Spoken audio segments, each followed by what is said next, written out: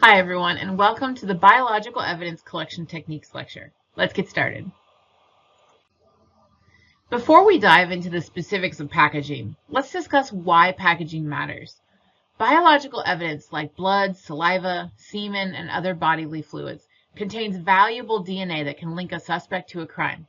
But DNA is highly sensitive, and it can be degraded by heat, moisture, or exposure to contaminants like bacteria or chemicals. Proper packaging is essential. Proper packaging prevents contamination by which DNA from one source transfers onto another. And this is a particular concern in today's age of touch DNA because only the tiniest bit of contamination can create an entirely new DNA profile for analysis, and that is not something you want to be responsible for. Proper packaging also prevents degradation of evidence, which can occur when outside environmental factors break down the biological material and make it unusable for later analysis.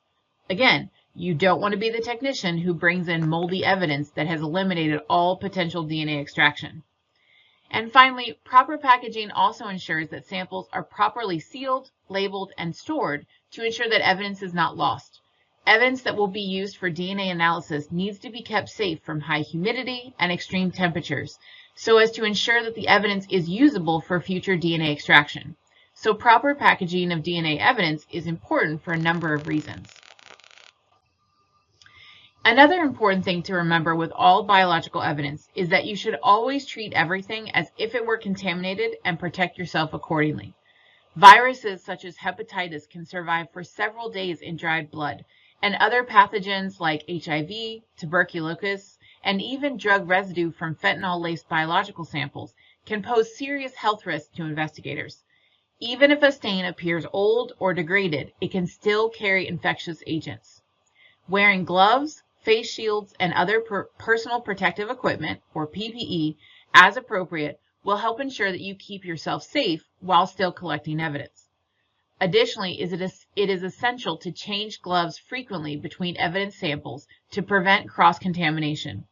Proper disposal of contaminated PPE and adherence to decontamination procedures, like using disinfectants on all tools and surfaces, will further reduce the risk of contamination and maintain the integrity of the evidence collection process. Now, with biological evidence, the most common collection techniques are swabbing, scraping, and cutting. Each method is chosen based on the type of biological material present, its condition, whether it's wet or dry, and the surface on which it is found. Swabbing is the primary collection method for both wet and dry stains, particularly when the evidence is on a non-porous surface like tile, glass, or metal. For wet stains, forensic investigators use a sterile cotton swab to gently absorb the biological material. Once collected, the swab is air-dried in a sterile environment before being placed in a swab box or an envelope for transportation to the lab. For dry stains, a slightly different swabbing technique is used. Investigators will first moisten a sterile swab with distilled water or a specialized buffer solution before swabbing the area. This will rehydrate the stain, making it easier to collect biological particles onto the swab. Double swabbing is often used for dry stains, one dry swab and one moistened swab. That way we ensure that the maximum material is collected for testing. Swabbing is particularly useful for collecting trace DNA, like skin cells that are left on weapon handles, doorknobs, or steering wheels. However, care must be taken to avoid cross-contamination by changing your gloves between samples and ensuring that swabs are individually packaged. Scraping is another technique that's often used to collect dried biological material, particularly when swabbing might not be effective, like when stains are on a rough or porous surface like wood or concrete.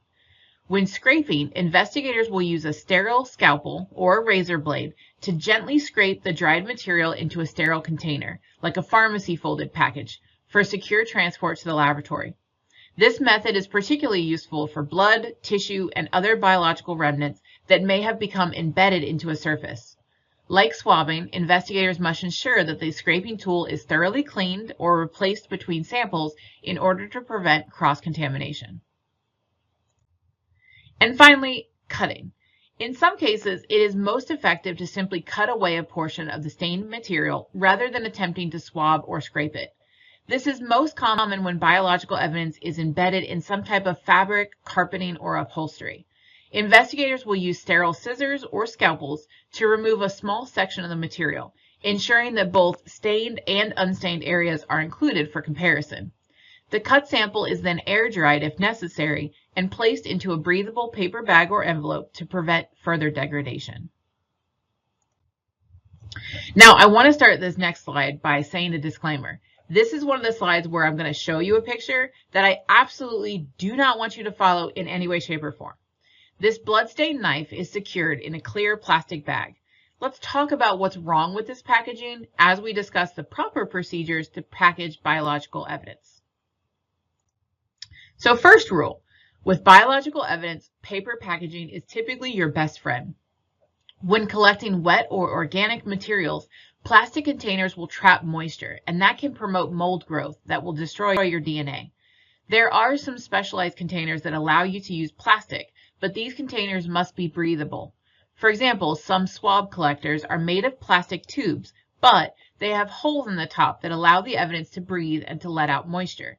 Investigators have to double wrap these swab collectors because you want to put the plastic collector into a paper bag so that the holes are protected from contamination while the original swab is still allowed to breathe and dry without bacteria building up. Now, the second rule, always allow wet biological evidence to air dry before packaging if possible.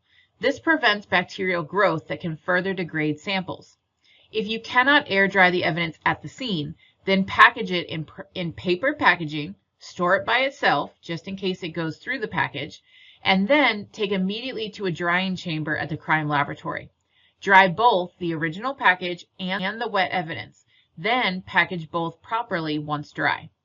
Now, once dry, you do have the option to use sealed plastic packaging because now your evidence does not require breathing to inhibit mold growth. Third rule, just like you are treating all collected biological material like it's hazardous, you want to ensure that the laboratory technicians can see that it's hazardous as well. So make sure that you label the package as biological hazard in some way so that laboratory personnel can protect themselves accordingly. And finally, notice how the blood is going all over the bag.